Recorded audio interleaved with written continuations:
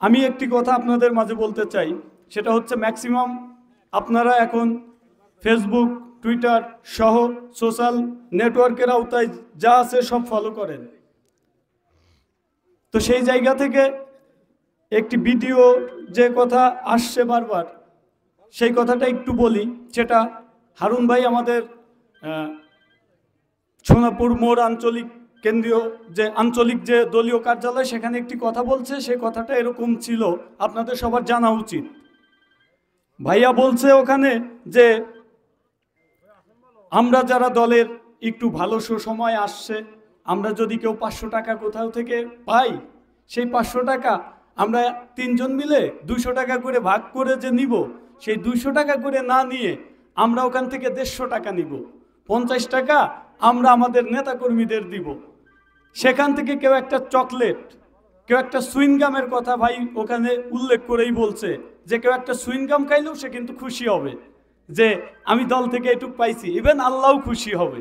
ভাই কথাটা এইটা বলছে, আগে পাশে সে অনেক সাংগঠনিক কথার মাধ্যমে সেই কথাটা বলছে, কিন্তু সেই কথাটুকুন আগে এবং পরের কোনো কথা না রেখে শুধু মাঝের ওই কথাটুকুন দিয়ে একটি মহল যারা চাচ্ছে যে এদেশে বাংলাদেশ জাতীয়তাবাদী দল রাষ্ট্র ক্ষমতায় না আসে, তার জন্য আমাদের পাশের যে বন্ধু রাষ্ট্র ভারতে বসে যেমন চক্রান্ত চলছে, শুধু ভারতে নয়, এদেশেও প্রত্যেকটা ডিপার্টমেন্ট, প্রত্যেকটা সেক্টরে কিন্তু এই কুচক্র মহল এরা চাচ্ছে যে এদেশের মানুষ শান্তিতে যাতে না থাকে, বাংলাদেশ জাতীয়তাবাদী দল যাতে রাষ্ট্র ক্ষমতায় না আসে। সেই কুচক্র মহলের সেই কুচক্রীর অংশ বিশেষই আমাদের প্রিয় নেতা সম্পর্কে একটি বাজে সুপার এডিটের মাধ্যমে যে কথাটা আসছে, আমি এই রতনদিয়া 8 নং ওয়ার্ড বিএনপির কর্মী সম্মেলনের মঞ্চ থেকে ঘৃণা ভরে প্রত্যাখ্যান করি এবং সেই সাথে হুঁশিয়ারি করি যে আপনারা এগুলা বাদ দেন।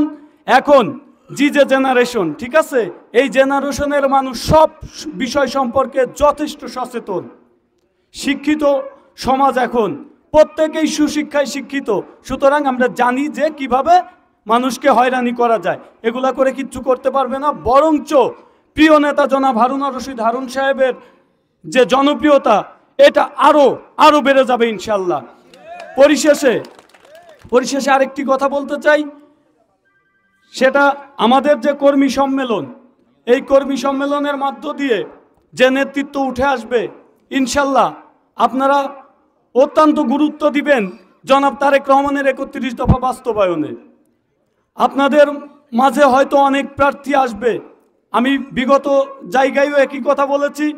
আপনাদের ইউনিয়ন বিএনপির প্রেসিডেন্ট, সেক্রেটারি সহ ইউনিট সমস্ত নেতৃবৃন্দ আছে। মনিটরিং টিম হিসাবে এখানে উপজেলা বিএনপির সভাপতি, সাংগঠনিক অন্যান্য সম্পাদক সহ বিভিন্ন নেতৃবৃন্দ আসছেন। ফ্রি ফেয়ার আপনাদের জনমতের উপর ভিত্তি করে আপনাদের কমিটি হবে ইনশাল্লাহ। এই কমিটি আগামী জনাব তারেক রহমানের যে 31 দফা বাস্তবায়ন আন্দোলন সংগ্রামে আপনারা অগ্রণী ভূমিকা রাখবেন, এই আশা ব্যক্ত করে সকলের সুস্বাস্থ্য কামনা করে আমি আমার সংক্ষিপ্ত বক্তব্য শেষ করছি। বাংলাদেশ জিন্দাবাদ, বাংলাদেশ জাতীয়তাবাদী ছাত্র দল জিন্দাবাদ, শহীদ জিয়া অমর হোক, দেশনেত্রী বেগম খালেদা জিয়া জিন্দাবাদ, আগামীর অহংকার জননায়ক দেশনায়ক জনাব তারেক রহমান জিন্দাবাদ।